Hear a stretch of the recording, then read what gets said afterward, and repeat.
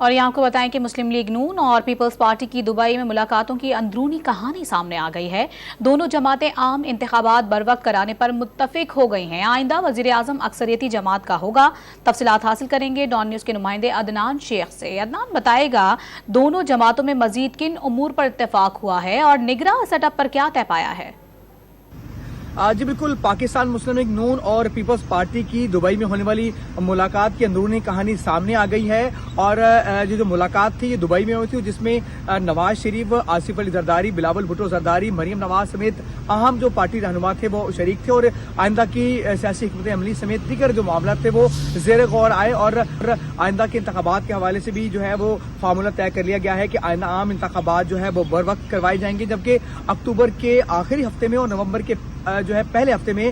جو عام انتخابات ہیں انہیں کرنے کا امکان ہے اور ذرائع کا یہ کہنا ہے کہ دونوں جماعتوں نے اس پہ اتفاق بھی کر لیا ہے۔ تاہم آئندہ جو منتخب وزیر اعظم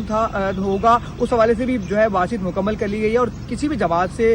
کوئی بھی وزیر اعظم، چاہے وہ مسلم لیگ نون سے ہو چاہے پاکستان پیپلز پارٹی سے ہو، جو بھی عام انتخابات میں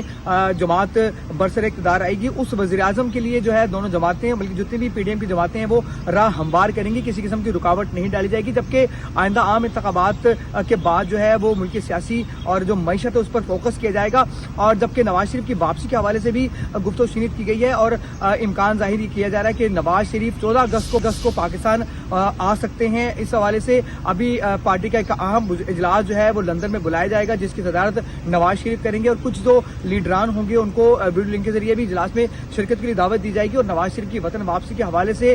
جو آخری جو فیصلہ ہوگا وہ نواز شریف پریس کانفرنس میں کریں گے۔